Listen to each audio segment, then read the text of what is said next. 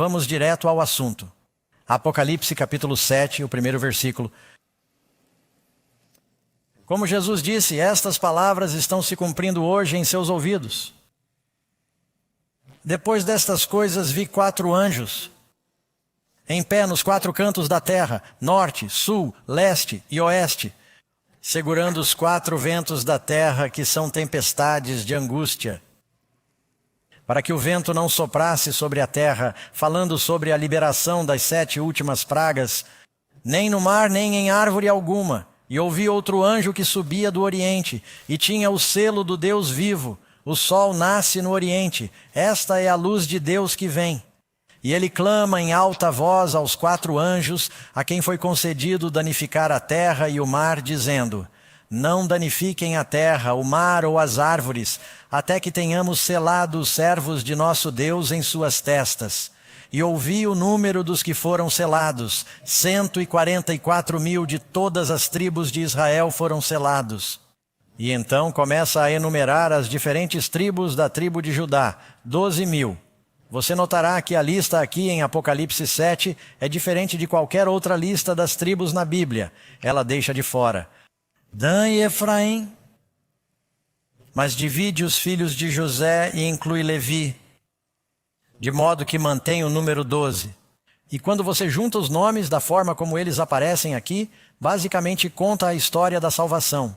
Judá significa louvarei ao Senhor, porque ele olhou para mim e me deu boa sorte para a minha luta. Deus está me fazendo esquecer. Deus está unido a mim e comprou para mim uma habitação. O plano completo do Evangelho está nos nomes, quando você os coloca juntos em seu significado hebraico. Mas esses 144.000 têm o nome de seu pai na testa. Muitas pessoas se perguntam o que significa a marca da besta na testa. Alguns se perguntam, será que é um daqueles chips? Sabe, agora as pessoas estão realmente colocando chips em suas mãos. Essa não é a marca da besta. Ou outras pessoas imaginaram que nos últimos dias algum governo vai dizer a todos para fazerem fila e vão tatuar 666 em sua testa. O que é a marca da besta? O que é o selo de Deus? Muito bem, vamos entrar em nosso estudo de hoje, que trata da marca de Satanás ou do selo de Deus. A Bíblia é muito clara sobre o que é e o que não é isso. Antes de mais nada, um fato surpreendente. A tecnologia de reconhecimento facial é uma faca de 2 gumes. E em nenhum lugar ela é mais onipresente do que na China, onde você pode sacar dinheiro, comprar mantimentos, fazer check-in no aeroporto usando apenas o seu rosto. O lado negativo é que, onde quer que você esteja na China, provavelmente estará sendo observado. O país tem mais de 700 milhões de câmeras de vigilância. Isso equivale a uma lente para cada 2 cidadãos. A China argumenta que isso é para a felicidade e a segurança geral da população. No entanto, muitos se ressentem de que seus movimentos, finanças e agora, com a tecnologia de reconhecimento facial, eles podem medir suas emoções, como você se sente. Tudo isso está sendo monitorado. E se as pessoas não estiverem se qualificando como cidadãos bons e solidários, às vezes, quando vão à loja para comprar algo, eles dizem, você não se qualifica. Você não pode comprar, não pode vender. Mas essa não é a marca da besta. Utilizando supercomputadores poderosos, o sistema de reconhecimento facial do país é capaz de escanear todos os rostos dos 1,4 bilhão de cidadãos da China em 1 segundo. E agora eles estão tornando os computadores ainda mais rápidos. Um número cada vez maior de empresas americanas está usando a tecnologia de reconhecimento facial em tudo, desde a segurança do aeroporto e aplicativos de telefone até o caixa do supermercado. Esta semana, Karen atualizou seu telefone. Eu lhe disse que ela precisava fazer isso. O aparelho já tinha vários anos. Ela disse, meu telefone continua ligando sozinho. E o cara disse, bem, isso é porque você tem o reconhecimento facial configurado e ele vê seu rosto e liga. Ela nem sabia que isso estava acontecendo. Sempre que saímos do país, voltamos para cá. Karen e eu fazemos parte de algo chamado Entrada Global. Eu costumava ter minhas impressões digitais. Eu colocava minhas impressões digitais, o que nunca funcionou muito bem, porque minhas impressões digitais estavam todas desgastadas por causa dos anos em que eu trabalhava com lenha. Agora eles simplesmente dizem, por favor, tire seus óculos, e eles analisam sua íris, seu rosto ou ambos. Alguns mercados agora estão encontrando pessoas que são ladrões crônicos de lojas. Eles tiram suas fotos. Quando elas tentam voltar ao mercado, eles dizem, você não é bem-vindo aqui. Adeus. o que não parece ser uma coisa tão ruim. Portanto, como eu disse, toda essa tecnologia pode ser uma faca de dois gumes. Mas o que sabemos é que a Bíblia nos diz que nos últimos dias, na verdade, mesmo agora, todos estão divididos em uma de duas categorias. Jesus disse, se você não está comigo, você está contra mim. Cristo disse que há dois caminhos. Você tem o caminho estreito e apertado que leva à salvação. Poucos a encontram porque poucos estão procurando por ela. E há também o amplo caminho para a destruição em que a maioria está. Deus os trouxe aqui porque os quer em seu reino, amigos. Amém. No início da Bíblia, ela nos fala sobre os dois filhos originais de Adão e Eva, Caim e Abel. Ambos foram fazer uma oferta a Deus. E Deus não aceitou sua oferta. O fogo desceu e aceitou a oferta de Abel. E ele se enfureceu, e os desobedientes, que adoravam da maneira errada, perseguiram e mataram aquele que adorava da maneira certa. Esse é o início da Bíblia. Vá até o fim da Bíblia. É a mesma história. Quem foi que crucificou Jesus? Seu próprio povo, que tinha a Bíblia, que dizia servir a Deus. Isso vai acontecer novamente nos últimos dias. Aqueles que o matarem, disse Jesus, pensarão que estão servindo a Deus. Vamos descobrir o que a Bíblia diz, amém? Vamos direto ao nosso estudo desta noite. E a primeira pergunta é, quem está protegido durante as 7 últimas pragas? A Bíblia nos diz em Apocalipse capítulo 7, versículo 3, não danifiqueis a terra, nem o mar, nem as árvores, até que tenhamos o quê? Selado os servos do nosso Deus em suas testas. Todo mundo pensa, eu não quero a marca da besta, mas você precisa ter o selo de Deus. Nem toda marca na Bíblia é ruim. Algumas das marcas na testa são boas. Você se lembra de que para que os filhos de Israel fossem protegidos das pragas que caíram sobre o antigo Egito, eles sacrificaram um cordeiro e colocaram o sangue do cordeiro sobre a porta de sua casa. Seu corpo é um templo do Espírito Santo, portanto, ter a marca ou o selo de Deus em sua testa é algo positivo. No capítulo 9 de Ezequiel, há algo que nos dá uma visão. Já lhes disse que a chave para entender o Apocalipse é que vocês precisam conhecer o Antigo Testamento. Ouça o que está escrito aqui. É uma visão que o profeta tem. E vou começar com o versículo 3,5. E ele chamou o homem vestido de linho que tinha ao seu lado o chifre de tinta do escritor. E o Senhor lhe disse, vai pelo meio da cidade, pelo meio de Jerusalém, e põe um sinal na testa dos homens que suspiram e choram por causa das abominações. Eles estão tristes, estão sofrendo, estão orando por causa dos pecados que são cometidos nele, que estão acontecendo em Israel. Para todos os outros anjos, ele disse em meu ouvido, vão atrás dele pela cidade e matem. Não poupem seus olhos, nem tenham piedade. Matem completamente velhos e jovens, moças, crianças e mulheres, mas não se aproximem de ninguém que tenha a marca. E comecem pelo meu santuário. Lembre-se do que dissemos. O julgamento deve começar na casa de Deus. Portanto, a Bíblia é bem clara. Há um julgamento que ocorre, onde você está protegido por ter o selo de Deus.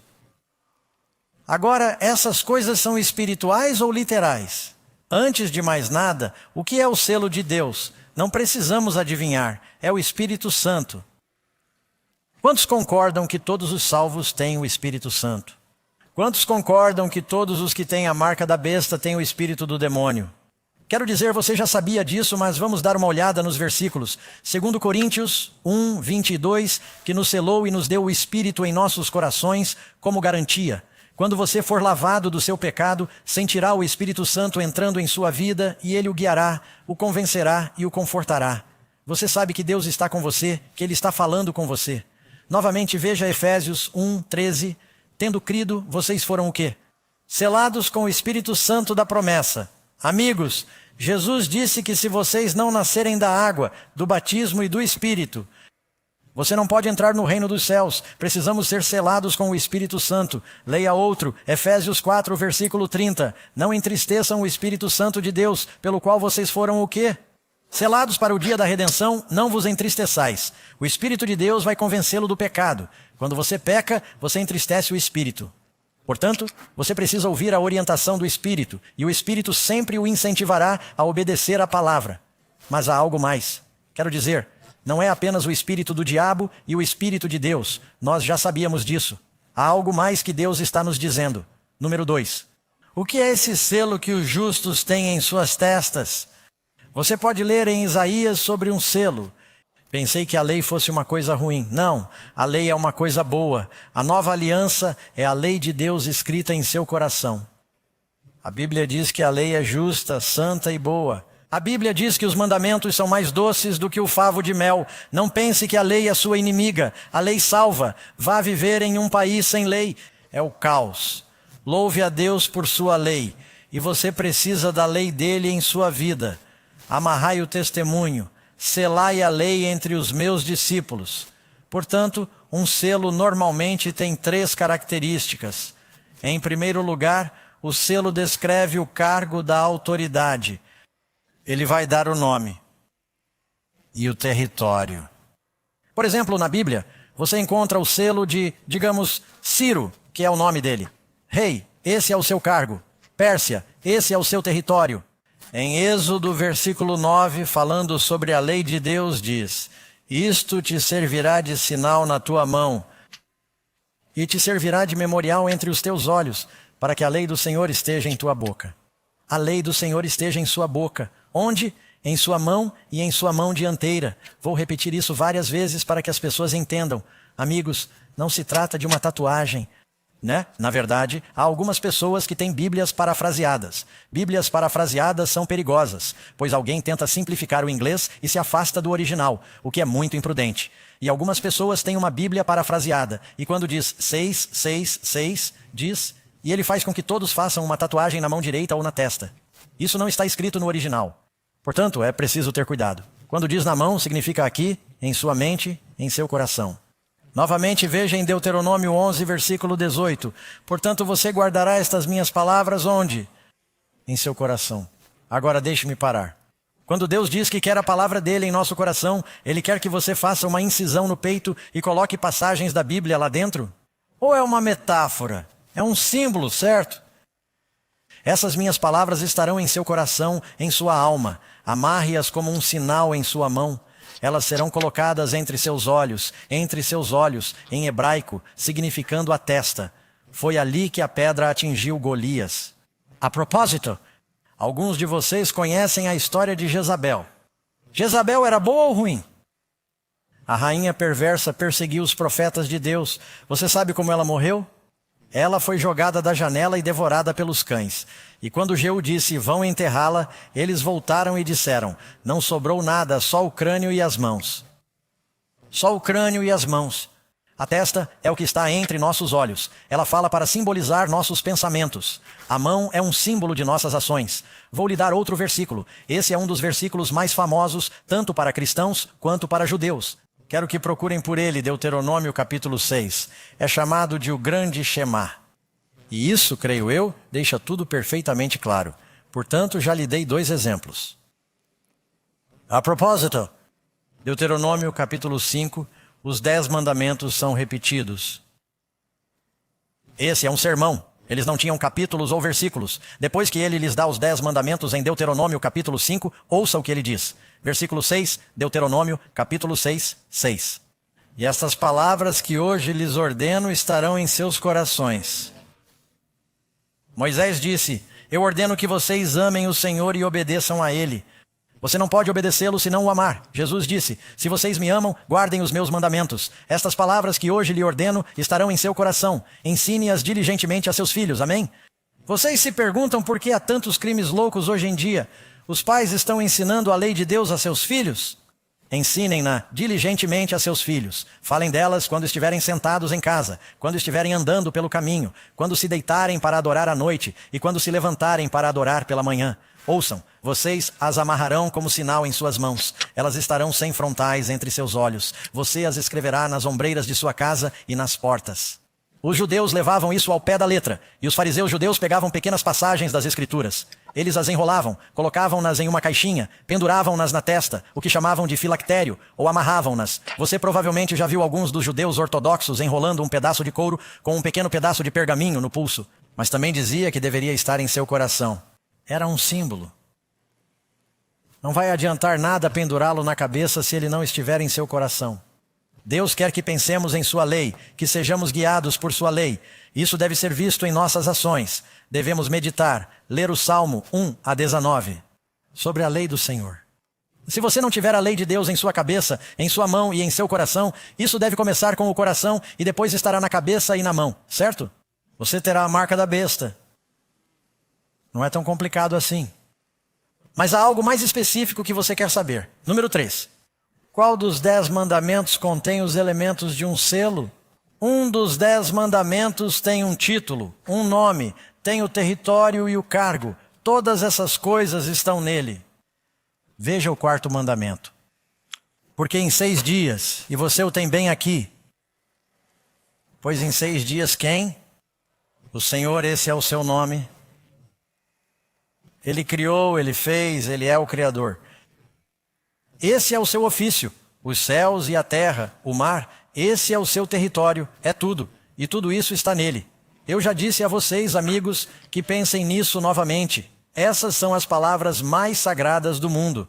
Faladas pela voz de Deus, escritas por seu dedo, Ele as quer em nosso coração. Quando você pensa na Terra Santa, você pensa em Israel. Pense na Cidade Santa. Que cidade? Jerusalém. Você pensa no Monte Sagrado, que monte? O Monte Sião, o Monte Moriá. E o que foi construído nesse monte?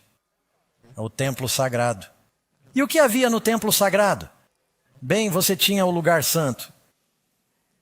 E dentro do lugar santo você passava pelo véu, entrava em quê? O Santo dos Santos, chamado de Santíssimo, o santuário interior. E havia uma coisa no Santo dos Santos, o que era? A Arca Sagrada da Aliança. E na Arca Sagrada da Aliança o que havia? A Santa Lei de Deus. E na Santa Lei de Deus você encontra a palavra santo. Uma única vez, adivinhe onde está? Está no mais longo dos 10 mandamentos. Lembrem-se do dia do Senhor para santificá-lo, pois ele é um sinal. E Ele quer isso em nosso coração, amém? Esse mandamento faz diferença para Deus. Agora, todos os mandamentos são importantes, certo? Mas não perca esse mandamento, ele está no meio da lei e é o único mandamento que começa com a palavra lembrar. E ainda assim, há pastores que dizem ao seu povo que esse é o único mandamento que devemos esquecer. Há algo muito errado nisso se você for um cristão bíblico. Um selo contém o nome, o Senhor, o ofício, o Criador, Ele fez, o território, os céus, a terra, o mar e tudo o que neles há. Pergunta número 4. O que Deus deu como sinal especial de seu poder? Ele disse que isso também é um sinal. Ezequiel 20, versículo 12. Eu também lhes dei os meus sábados para serem o quê? Falando sobre um sinal especial do povo de Deus. Os meus sábados são um sinal entre mim e eles, para que saibam que eu sou o Senhor que santifica. Santificar significa que eu os santifico. Você encontra a palavra sábado, santo. Se você não quiser dedicar seu tempo a Deus, se não tiver um tempo santo, então você não é santo. Novamente, Ezequiel 20, santifique meus sabates, e isso será um sinal. E vocês saberão que eu sou o Senhor, o seu Deus. É um sinal de que Ele é o nosso Criador. Mais uma vez você pode ler Êxodo 21, versículo 13. Certamente guardareis os meus sábados, porque isso será um sinal entre mim e vós. Sinal entre mim e vocês. A propósito, você notou 3 vezes esse sinal, sinal, sinal. A palavra sinal e símbolo em hebraico dizem a mesma coisa. É um símbolo, é um sinal, é um selo, é uma marca. A boa marca. Ter o nome de seu pai, o nome do pai deles. A propósito, os 144.000, não apenas em Apocalipse 7, mas também em Apocalipse 14, antes das mensagens dos 3 anjos, disseram: vi 144.000 com o nome do Pai escrito na testa. Não é chamado de selo ali o nome do Pai nesse mandamento. Eu sou o Criador de todas as coisas. Os sábados são um sinal entre mim e vocês ao longo de suas gerações, para que saibam que eu sou o Senhor que os santifica. É um sinal de que quantos precisam de santificação? Eu preciso. Ele nos ajuda a lembrar que nos criou, pois em 6 dias o Senhor fez e guardou o 7º dia.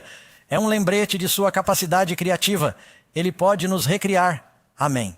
Precisamos de um coração novo.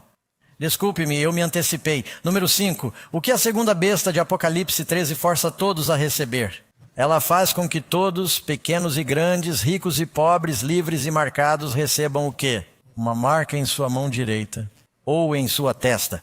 Observe que não está escrito mão direita e testa. Pode ser uma ou outra.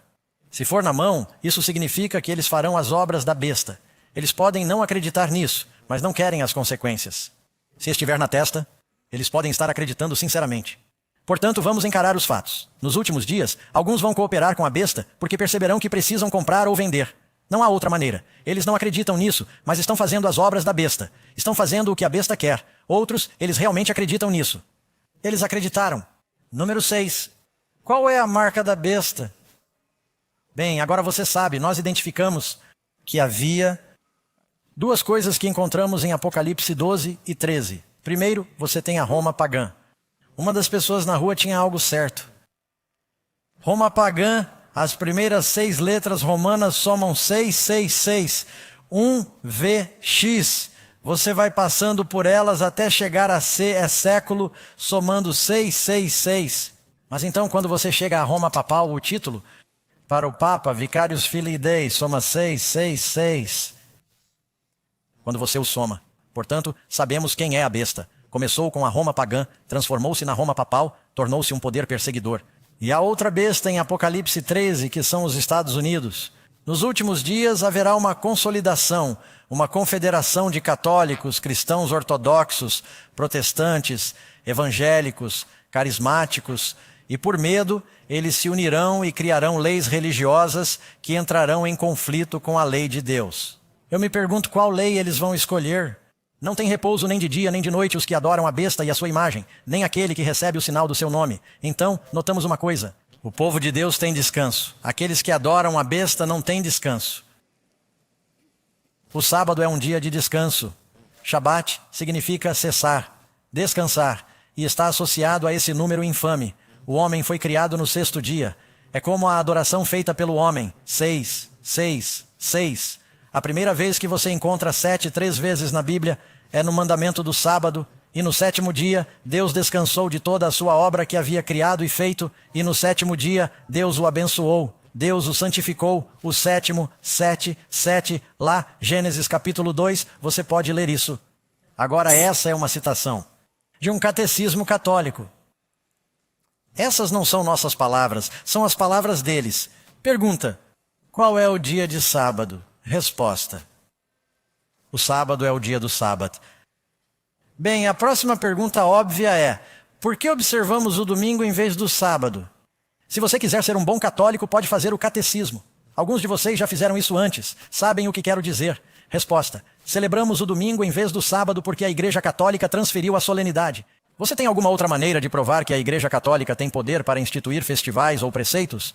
Eles estão dizendo que temos o poder de instituir, de criar festivais e preceitos. Que prova eles têm disso? Resposta. Se ela não tivesse esse poder, não poderia ter feito isso. E todos os religiosos modernos concordam com ela. Bem, isso não é verdade. Não somos todos nós. Ela não poderia ter substituído a observância do domingo, o primeiro dia da semana, pela observância do sábado, o 7º dia da semana, para pegar um dia para o qual não há autoridade bíblica. Isso está em seus ensinamentos oficiais, como eles catequizam e ensinam todos os católicos fiéis. Eles dizem que não há nenhuma escritura, nenhuma razão bíblica, é a autoridade da Igreja, que está acima da autoridade da Bíblia. A reforma protestante foi construída sobre, como disse Martinho Lutero, devemos seguir a palavra de Deus e não o que a Igreja diz, porque a Igreja é formada por pessoas e elas mudam com suas emoções, mudam de uma geração para outra, são inconstantes. Se eles seguem as tradições dos homens, mas nós devemos seguir a imutável palavra de Deus. Cristo disse que o homem sábio é aquele que constrói sobre a rocha. Essas palavras que eu disse, esse é o homem sábio, o tolo está construindo sobre a areia, as areias movediças das pressuposições e opiniões do homem. Isso é da Igreja Católica de St. Catherine, maio de 21, 1995, veja isso. Talvez a coisa mais ousada, a mudança mais revolucionária que a Igreja já fez, aconteceu no 1º século, na verdade mais para o 3º século. O dia do sábado sagrado, o sábado, foi mudado do sábado para o domingo, não por nenhuma orientação registrada nas Escrituras, mas pelo senso de poder da Igreja. Êxodo 29 e Tis. A palavra sábado vem da antiga palavra hebraica que significa cessar ou parar de fazer algo. É por isso que observamos melhor o sábado quando ele é usado tanto para descanso quanto para adoração. Nosso corpo precisa de descanso e é por isso que o Antigo Testamento decretou que durante 6 dias você deve trabalhar, mas no 7º dia você deve descansar. Mas nossa alma também precisa ser renovada e é por isso que o sábado deve ser um momento de adoração e instrução na obra de Deus. Jesus frequentava regularmente o culto no sábado. E isso ocorreu por ordem de Constantino, um imperador romano, e não por Jesus, pelas Escrituras ou pelos apóstolos. Portanto, faço a vocês a pergunta que Pedro fez ao Sinédrio: devemos obedecer a Deus ou ao homem? Devemos obedecer a Deus e não ao homem. Vocês podem dizer amém? Número 7. A marca da besta ou o selo de Deus é uma marca visível. Quero deixar isso bem claro. Diz o Senhor dos corações: porei a minha lei em seus corações e em suas mentes. E em seus corações e em suas mentes eu a escreverei. Não é uma tatuagem, não é um chip de computador. Selo de Deus não está na mão, está apenas na mente. A marca da besta pode estar na mente ou na mão. Por que isso acontece? Porque não somos salvos como cristãos por nossas obras. Somos salvos pela fé. As obras começarão aqui no coração. Então você terá as obras. Não somos salvos pelas obras. O versículo diz: te servirá de sinal na tua mão e de memorial entre os teus olhos, para que a lei do Senhor esteja na tua boca. Novamente repetindo esse versículo. Observe em Isaías 59 como ele coloca os dois juntos. Suas obras são obras de iniquidade, e o ato de violência está em suas mãos. Comparação entre mãos e obras. Deixe a Bíblia interpretar a Bíblia. Os seus pensamentos são pensamentos de iniquidade, o desperdício e a destruição estão em seus caminhos, em suas mãos e em suas cabeças. Está falando de suas ações e de seus pensamentos. Entre seus olhos e em sua mão são símbolos consistentes em toda a Bíblia, que falam de suas ações e de suas crenças. Não pense que a marca da besta do selo de Deus será uma tatuagem ou um chip de computador ou algo do gênero. Amém. Em Romanos diz: não sabeis que, quando vos apresentais como servos de alguém para lhe obedecer, sois escravos daquele a quem obedeceis? Portanto, a quem quer que você obedeça, esse é o servo de quem você é. Se você obedece às leis da besta, a quem você serve? A besta. Se você obedecer às leis de Deus, você obedece a Deus. João diz que se dissermos que o amamos e não guardarmos os seus mandamentos, esta é a 1 João, somos mentirosos e a verdade não está em nós. Muito claro. Número 9. Como Jesus determina se somos seus servos? Ele disse: se vocês me amam, guarde meus mandamentos. Amém. Mas não há muitas pessoas que vão à igreja no domingo? Sim. Isso não significa que elas tenham a marca da besta. E algumas pessoas me disseram: você está dizendo que eu tenho a marca da besta porque vou à igreja no domingo. Eu disse: não, você pode estar seguindo uma lei da besta, mas a marca da besta acontece quando se torna um problema que você não pode comprar ou vender. Você pode estar vivendo em desobediência, mas a marca da besta é diferente. A propósito, não poder comprar ou vender em todo o mundo. Lembre-se de que, em Apocalipse, quando se fala em não comprar e vender, não se trata apenas de pessoas que vão ao supermercado. Está se referindo às nações que também compram e vendem. Você já ouviu falar de algo chamado sanções econômicas? Temos uma organização das Nações Unidas agora, e agora temos poderes e governos que dizem a outros governos que não faremos negócios com vocês. Você não pode comprar ou vender no mercado internacional a menos que coopere. Isso já está acontecendo dessa forma. Número 10. Quais são as duas coisas que o poder do anticristo pretende mudar? Ele pretende mudar o quê? Os tempos e as leis. Portanto, quando pensamos nesse poder da besta dos últimos dias, algumas coisas se destacam. Terá algo a ver com um tempo e uma lei. Agora, quando você analisa os 10 mandamentos, qual deles é tanto uma lei quanto um tempo? Aquele que o diabo está dizendo ao mundo cristão para esquecer. E se você for fazer isso, não faça no dia certo. Apenas não o faça da maneira que Deus disse. Você percebeu que os ensinamentos oficiais da Igreja Católica dizem que o Papa tem poder para mudar os tempos, revogar leis e dispensar todas as coisas, até mesmo os preceitos ou os ensinamentos de Jesus. Acho que é uma blasfêmia pensar que um homem possa descartar os ensinamentos de Jesus. Eu lhe mostrei outro dia uma foto que tiramos dos 10 mandamentos em frente a uma igreja católica. E gostaria que mais igrejas colocassem os 10 mandamentos na frente, mas que os colocassem corretamente. e o mandamento sobre a idolatria está totalmente ausente. E para manter o número 10, eles dividiram o 10º mandamento sobre a cobiça em 2. Mudança dos tempos e das leis. Número 11. Qual foi a crítica de Deus aos seus antigos pastores e sacerdotes? As coisas não mudaram.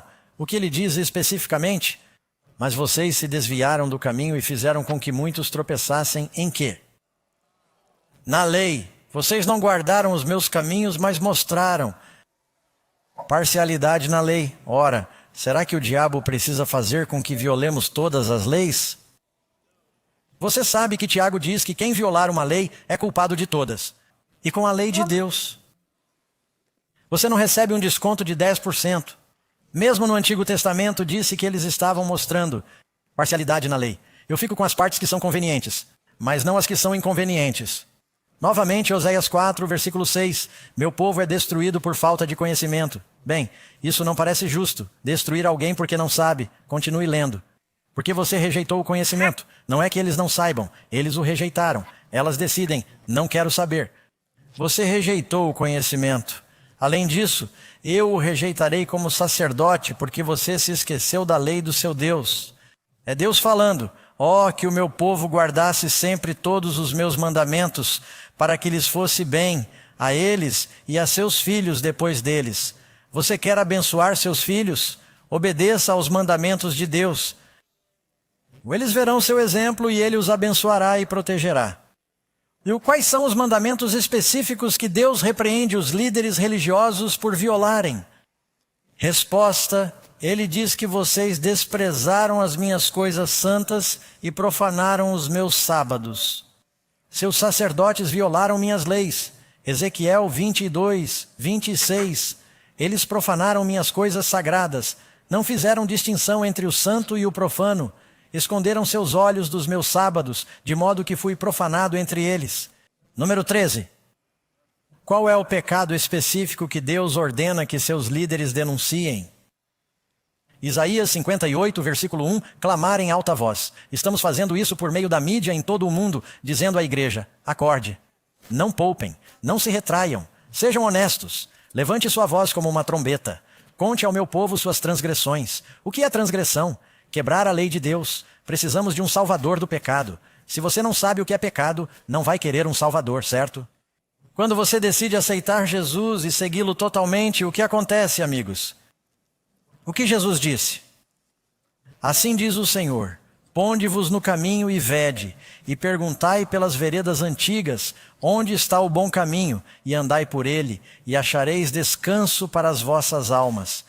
Jesus disse no grande convite, tomem sobre vocês o meu jugo, há fardos na vida. Ele diz que meu fardo é leve. Tomem sobre vocês o meu jugo, aprendam comigo. Sou manso e humilde de coração, e vocês encontrarão descanso para suas almas. O dia do Senhor é sobre descanso, amigos. Deus quer que você encontre esse descanso. Aqueles que adoram a besta não têm descanso nem de dia nem de noite. Jesus veio a mim e eu lhe darei descanso. O Senhor quer que você venha a Ele. Alguns de vocês entregaram parcialmente suas vidas ao Senhor, mas ainda não têm o descanso que estão procurando. Ainda estão perturbados. Você tem algo em sua vida que sabe que o está separando de Deus e ainda não o entregou. Ou talvez já tenha entregado e tenha voltado atrás, mas agora você pode fazer uma entrega completa. O Senhor quer quanto de seu coração? Todo o seu coração, toda a sua alma